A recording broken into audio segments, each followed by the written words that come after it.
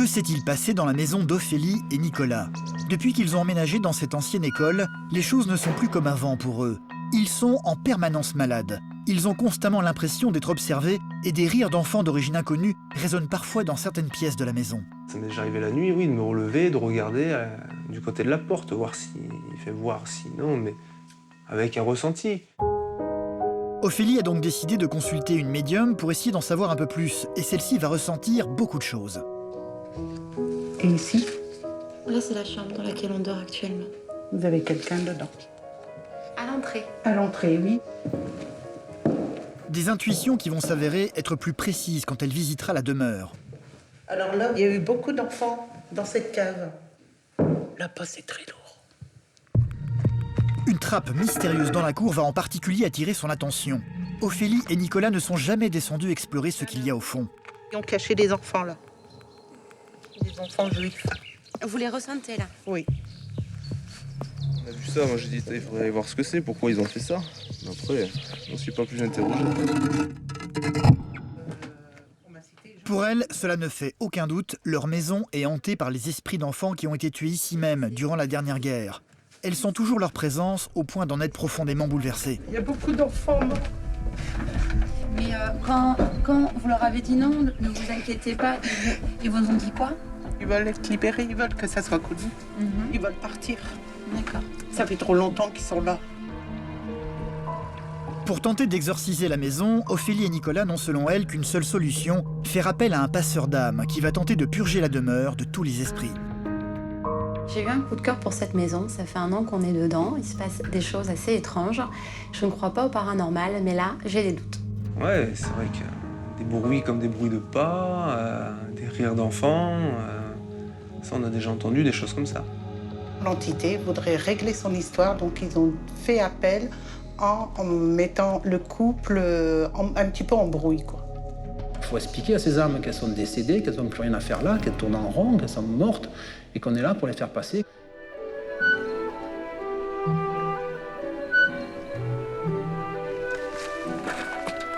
Donc la première fois qu'on est passé devant cette maison, on a dit que c'était la maison de nos rêves et qu'on avait envie de vivre dedans. Voilà, c'était ma maison.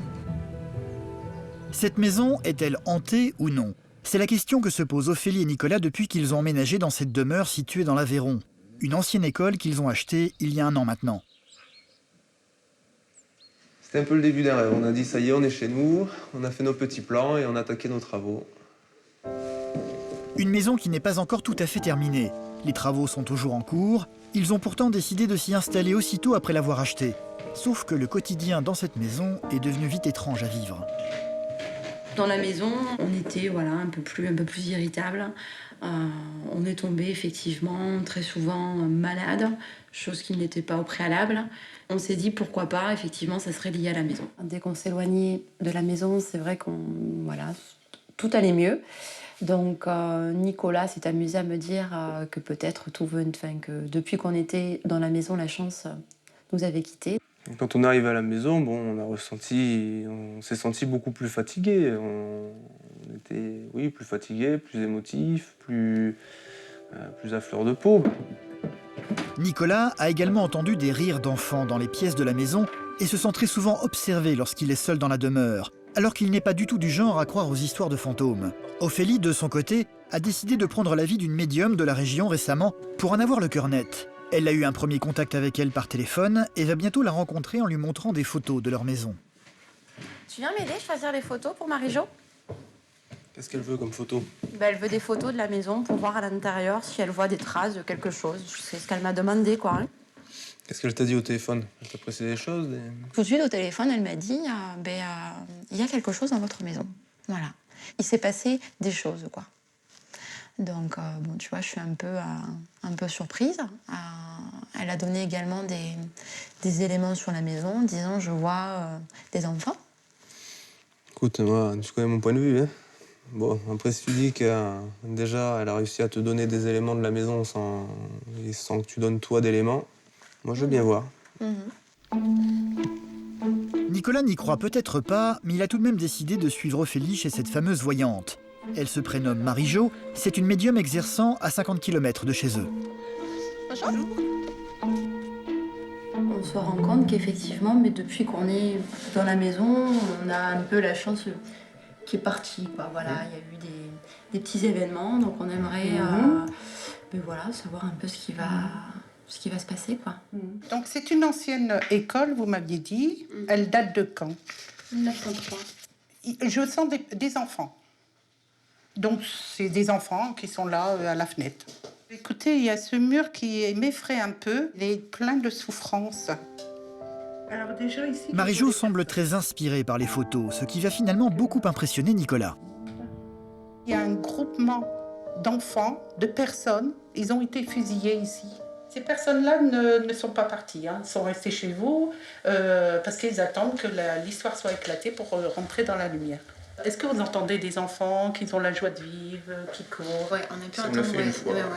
Ouais. Je les ressens pas. Oui, en travaillant en bas, et j'ai entendu, oui, comme des rires. Un éclat de rire d'une petite fille. C'est impressionnant, elle a pas peur du tout qu'on puisse chercher à le prouver. Elle affirme les choses, elle est déterminée. C'est ici, à tel endroit, c'est pas là, c'est là, je ressens ça. Ça m'a bluffé, ça. Et ici, Là, c'est la chambre dans laquelle on dort actuellement. vous avez quelqu'un dedans. Vous avez une personne qui est à l'entrée de votre chambre. À l'entrée. À l'entrée, oui. Ce qui est marrant, c'est qu'elle rentre pas. Elle est juste à l'entrée, elle rentre pas dans votre chambre. Vous pouvez certainement la sentir. Est-ce qu'elle fait des bruits? Est-ce qu'il y a des choses qui vous interpellent dans cette maison? C'est vrai qu'il y a eu des bruits, quoi, au niveau de la maison. Moi, c'est souvent la nuit où ouais, j'ai eu cette impression. Ouais, cette sensation d'être observé de haut. On dirait que cette personne, elle est là pour vous dire quelque chose. Il est à la demande à ce que cette histoire soit éclatée, parce que apparemment c'est une histoire qui a été étouffée à l'époque. J'ai comme l'impression que c'est dans les années de la Deuxième Guerre mondiale, mais entre 39 et 45, et moi je verrais plutôt l'année entre 44 et 45. En regardant les photos, Marie-Jo va également attirer leur attention sur un endroit en particulier de la propriété qu'ils avaient un peu ignoré jusqu'à présent. Une ouverture dans le sol cachant une sorte de cave qu'ils n'ont pour le moment toujours pas explorée.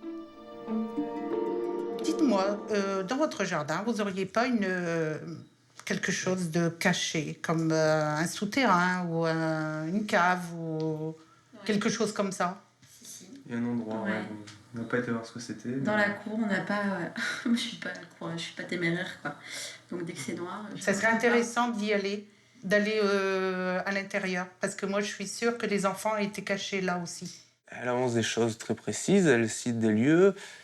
Alors, en réfléchissant un peu à tout ce qu'elle met en avant, bon, mais ouais, est-ce que tel ou tel bruit, ça nous met beaucoup d'interrogations.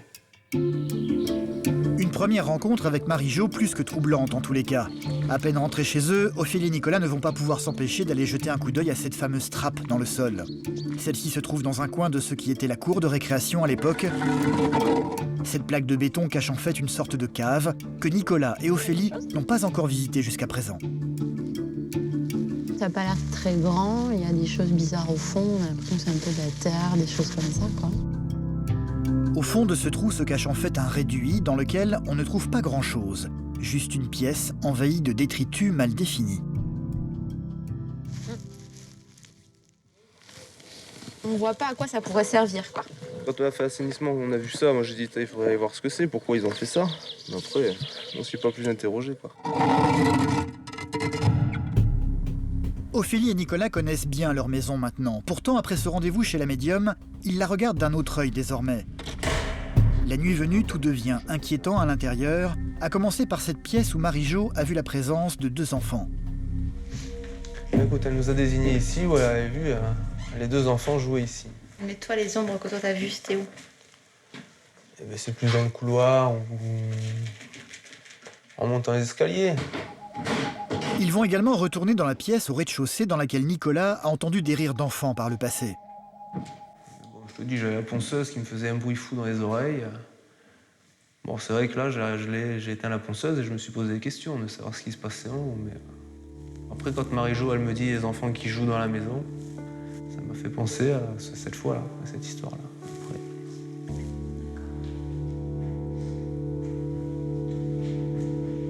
Nicolas était très sceptique avant de se rendre chez la voyante. Il semble beaucoup moins sûr de lui à présent. C'est vrai que Ophélie, non, mais bon, moi, en travaillant à la maison, j'ai déjà pu entendre des bruits comme des bruits de pas, ouais, des genres de bruits de pas, comme un rire très lointain.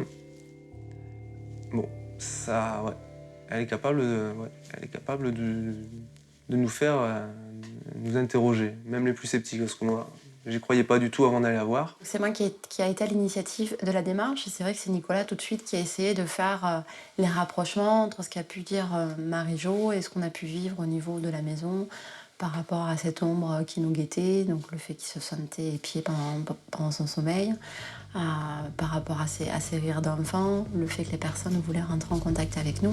Marie-Jo, leur voyante, semble convaincue qu'il s'est passé quelque chose de grave dans leur maison durant la Seconde Guerre mondiale. C'était alors une école. Ophélie va donc essayer d'en savoir plus sur l'histoire de leur demeure. Est-ce que des enfants juifs auraient été cachés dans le bâtiment durant la guerre? Elle va tout d'abord s'adresser à l'Office du tourisme de la région. Je viens vers vous en fait pour avoir des renseignements au niveau de l'école de mon village. Au niveau de la commune, effectivement, j'ai rien de précis. Par contre, au couvent de Massip, de religieuses, ont sauvé 44 enfants juifs pendant cette période-là d'occupation. Effectivement, d'autres enfants ont pu être abrités et cachés dans la région. M'interpelle aujourd'hui, c'est qu'effectivement, au niveau de la cour, on pensait que c'était une simple canalisation qui passait. Oui. Et il y avait une trappe, en fait. Et en soulevant la trappe, ça fait une cavité. Dans ce couvent, il y a une trappe, une sorte de galerie, et c'est là qu'ont été cachés les enfants. Cette dame de l'Office du tourisme va d'ailleurs amener Ophélie dans le fameux couvent pour lui montrer l'endroit où ont été cachés les enfants.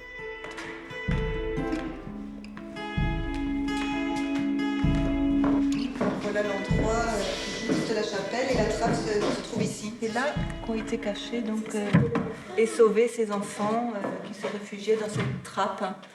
Donc c'est un trou noir. C'est vraiment profond. Voilà, donc ils se réfugiaient ici et ça a quand même permis de sauver plusieurs enfants. Moi, ça fait quasiment ça, quoi. En fait, quand on ouvre, ça fait un peu plus profond. On peut descendre vraiment. Ça ressemble un petit peu à ce que vous avez découvert dans votre couvent. Ouais. Bah, ça fait froid dans le dos un petit peu. Le soir venu, Ophélie va montrer les photos qu'elle a prises à Nicolas pour avoir son avis. La dame qui m'a reçue à l'office de tourisme m'a parlé du fameux couvent où il y avait eu des enfants juifs cachés et qui avaient été cachés dans une trappe. Et c'est vrai que cette trappe ressemble étrangement à la cavité qu'on a de la cour. D'ailleurs, j'ai pris des photos pour te montrer. C'était quand même plutôt assez surprenant, quoi. Des photos qui ne vont pas déclencher un énorme enthousiasme chez son compagnon qui semble être redevenu aussi sceptique qu'au début. Elle t'en a dit plus. Non, elle n'avait pas plus d'éléments, voilà. On laisse le bénéfice du doute à Marie-Jo, qu'elle vienne samedi. On va la voir si elle veut déambuler dans la maison, mais qu'elle déambule, qu'elle parle avec les esprits. Et nous voilà. C'est le week-end suivant que Marie-Jo va effectivement venir chez eux pour visiter leur maison et tenter de ressentir de nouvelles choses. Bonjour. Ophélie et Nicolas vont commencer par l'amener immédiatement vers la fameuse trappe se trouvant dans la cour. C'est un abri, hein. Ils ont caché des enfants là. Des enfants juifs. Vous les ressentez, là? Oui. Oui, je les vois pas, je les sens. Vous les sentez? Ils s'en sont servis comme abri. Parce que bon, ça fait quand même assez visible. C'est en plein milieu de la cour, il suffit de lever la trappe. Ouais, mais bon. Moi, j'y étais pas. Hein. Ouais, voilà. Moi, je vous dis ce que je ressens. Hein. Si on a vu un peu des films sur la Seconde Guerre mondiale, ou apparemment à Massip, ça s'est passé comme ça. Ils ont caché des enfants dans ce genre de trappe, mais c'était quand même une trappe dans un plancher, c'était pas une trappe dans la cour en plein milieu, devant tout le monde, tout dégagé. Je pense que si les Allemands arrivaient pour cacher les petits enfants, aller ouvrir la trappe, faire descendre les enfants un par un et refermer aux yeux des Allemands. Bon, je suis plus sceptique là-dessus, quoi. Marie-Jo va ensuite entrer dans la maison pour commencer à explorer toutes les pièces. La première sera celle dans laquelle Nicolas a entendu des rires d'enfants d'origine inconnue. Vous avez du monde ici. Ici, vous avez du monde. Mais c'est pas négatif. Hein. Dans une autre pièce, c'est un interstice dans le plancher qui va attirer l'attention de la voyante. Alors là, il y a eu beaucoup d'enfants dans cette cave. Je ressens beaucoup d'enfants à l'intérieur de cette cave. Des enfants comme si que ils ont caché des enfants dans cette cave. Là-bas, c'est très lourd. C'est quoi là-haut? Mais c'est l'étage, ça donne accès à l'étage. Dans les appartements de fonction, Ouais, c'est ça? ouais. Il y a encore du monde. Hein. Mais c'est au moment de monter à l'étage que Marie-Jo va brutalement se figer. Vous avez quelques enfants qui sont en train de nous regarder. Ils sont là. Une impression qui va se vérifier pour la voyante au moment de parcourir les pièces du premier étage. Quand vous poussez les portes, je vous sens très méfiante. Oh, c'est lourd. Il y a du monde. Ça vous fait quoi comme ressenti? Ça me fait tétaniser. Je suis tétanisée, mais je ne suis pas attaquée. Glacée, c'est ça? Vous voulez dire toute raide? Tétanisée, toute raide. Ouais. D'accord. Je suis tétanisée, mais je suis pas attaquée. Donc c'est pas mauvais. Non, je pense que les gens ils sont bien là et les gens sont en train de faire appel. Il y a plusieurs mains sur moi, mais je pense que ça doit être, c'est des enfants D'accord. qui sont venus attirer vers moi. Il y a beaucoup d'enfants.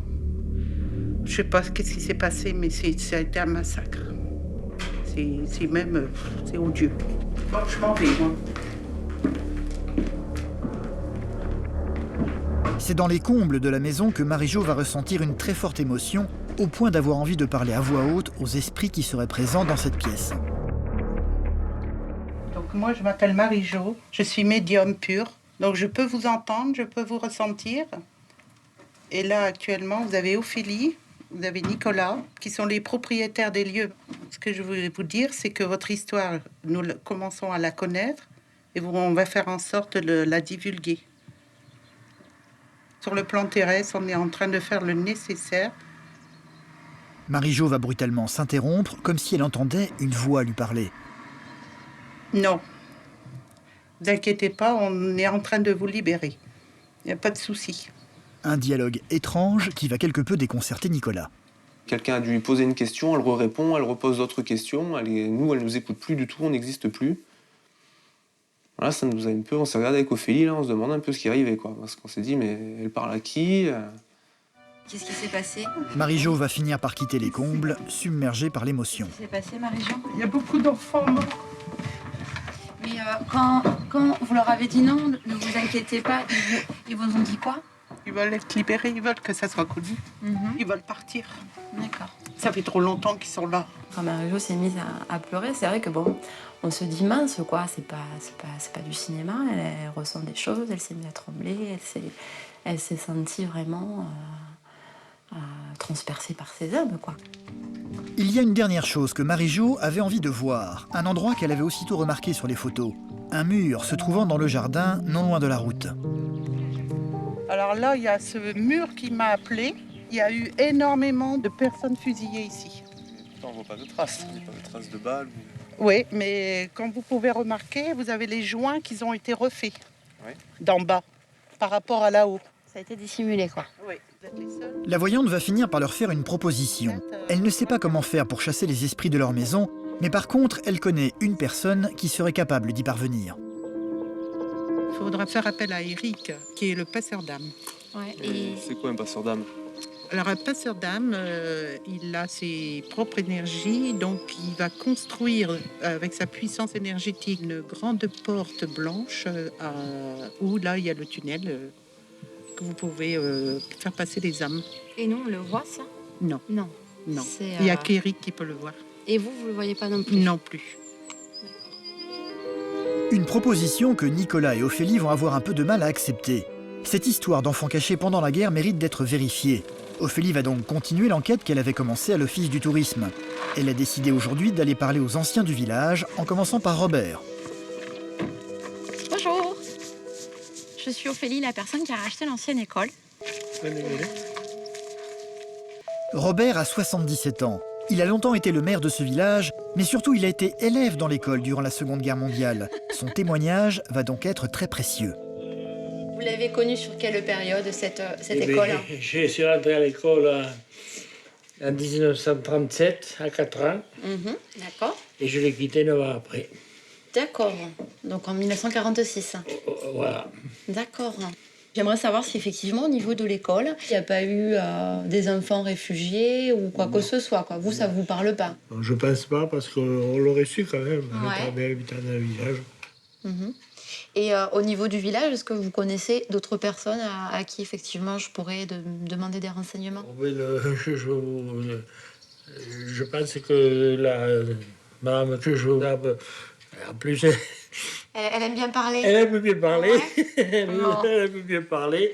Elle peut vous raconter des choses que j'ignore. Hein. Eh bien, une bonne journée, monsieur. Merci. Au revoir. Au revoir. Merci de votre visite. Merci à vous.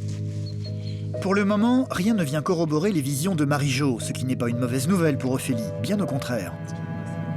Ça me rassure, cet entretien avec Monsieur Cédra, bon, du moins sur cette période-là, ou alors est-ce qu'après, sur la période antécédente, il n'y a pas eu quelque chose? En tout cas, bon, sur la période que Marie-Jo indiquait, on n'a rien, quoi. Allez. Sur les conseils de Robert, elle va donc se rendre chez Aurélie, une autre habitante du village, âgée, elle, de 92 ans, qui est accompagnée de sa fille, Denise, qui, elle aussi, a fréquenté l'école étant jeune. Vous m'avez indiqué que votre mari a effectivement étudié pendant la période de la, Oui, et mes de la deux Première frères. Guerre. Voilà. Et mes 2 frères. Voilà. On a l'air de me dire qu'au niveau de l'ancienne école, il y aurait eu un couple d'instituteurs qui auraient caché des enfants pendant la guerre. Des enfants juifs pendant la guerre. Non, je vois pas. Ici, moi, j'ai pas entendu dire que les Allemands, ils passaient peut-être sur la route. Oui, oui. Mais j'ai pas entendu dire Mais qu'ils soient peut-être- venus dans le village pour des enfants. Non, moi, j'ai pas... Ophélie va tout de même leur décrire la fameuse trappe se trouvant dans la cour de l'école. Aurélie, du haut de ses 92 ans, en connaît l'origine. Et sa réponse va prendre tout le monde par surprise. Vous avez donc le petit muret et là, ici, vous avez une trappe qui ressemble un peu comme une bouche d'égout, mais à part que c'est un carré en béton à soulever, quoi. Il y avait les cabinets. Les cabinets se entre trouvaient les deux. c'est pas loin de la route. Vous nous soulevez des problèmes, là. Mais non, mais ouais, non. Mais bon, parce que ça fait un trou assez... Cette trappe serait donc le vestige des anciennes toilettes de l'école. Pour Aurélie comme pour sa fille Denise, une chose est sûre, il n'y a jamais eu d'enfants cachés dans ce bâtiment durant la guerre. Et alors, il m'a mis à moi dans Je comprends que ça vous tracasse, mais moi, ça me paraît énorme, ça. Je pense que dans le village, des choses comme ça peuvent pas passer. Un petit village comme ça finit par se savoir, ces choses-là. Personne n'a entendu parler de quoi que ce soit, quoi. D'enfants cachés ou d'Allemands qui occupaient le village ou de dénonciation. Il n'y a rien qui concordait avec l'histoire qui a été relatée par Marie-Jo. Ophélie va parler de tout ceci avec Nicolas. Elle n'est plus vraiment certaine désormais de vouloir faire exorciser la maison. Par rapport à ce qu'on a fait comme recherche, il n'y a rien qui permet de dire de telles choses, quoi. Je dis pas qu'elle ressent pas les choses, mais bon, je suis à nouveau hyper sceptique, quoi. Nicolas, pourtant le plus sceptique, va tout de même avoir envie, lui, de poursuivre l'expérience avec Marie-Jo et son passeur d'âme. Laisse-les faire jusqu'au bout et puis on va chercher plus loin. Peut-être qu'avec son partenaire, il va nous apprendre d'autres choses. On aura vécu l'expérience, voilà. Avec l'expérience, Ouais. on se fera notre propre jugement et on pourra parler en connaissance de cause. Quoi. C'est donc quelques jours plus tard qu'un certain Eric va venir leur rendre visite. C'est lui le passeur d'âme que leur a conseillé Marie-Jo. Bonjour. Bonjour. Eric. Oui. Je m'avais prévenu. Ok. Leur voyante sera également présente aujourd'hui. Ah, alors. Bonjour, tu vas bien? Oui. Bon, Alors, je te présente Ophélie. Ophélie? Nickel, donc tu as des ressentis un peu? Oui, énormément. Ouais. Oui, oui. Ok. Bon, déjà, surtout au grenier. Je ressens une petite fille avec mais je pense qu'on est plus sur les années 1900, début du siècle.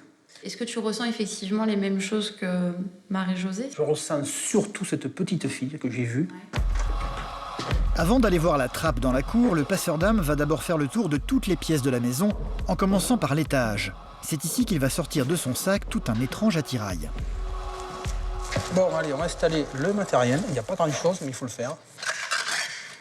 Alors, ce matériel, il sert à quoi? Écoute, ce matériel, tu vois, c'est une coquille Saint-Jacques, c'est une bougie, hein, c'est une protection. Ça, et puis un crucifix.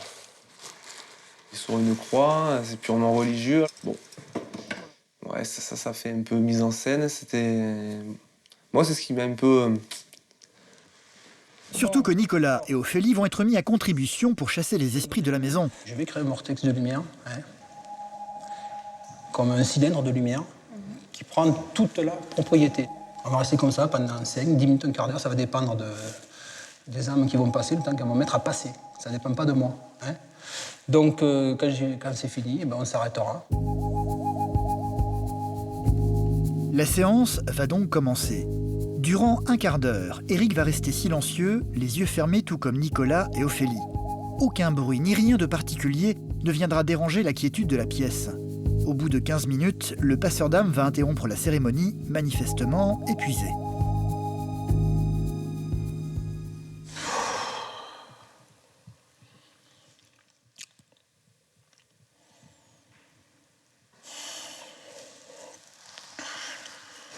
Nicolas et Ophélie sont très sceptiques. Éric, lui, semble pleinement satisfait. Ressenti? Il y a du ressenti ou pas? Pendant la cérémonie, j'ai pas ressenti d'énergie, de choses particulières, quoi. J'ai juste fermé les yeux, fait le vide et ça a été un moment de relaxation. C'était, je sais pas, 10 minutes ou un quart d'heure, les yeux fermés, comme ça. Ouais, ça peut ressentir... Ouais, on ressent beaucoup de choses, la tête qui tourne un peu, des trucs, mais comme tout le monde, je pense que s'il reste assis, les yeux fermés pendant un quart d'heure... Pour finir le travail, Éric va procéder à une dernière chose, brûler de la sauge, pour ensuite diffuser la fumée dans chaque pièce de la demeure. On va commencer à enfumer toutes les caves, ensuite on va monter étage par étage, pour finir dans le grenier.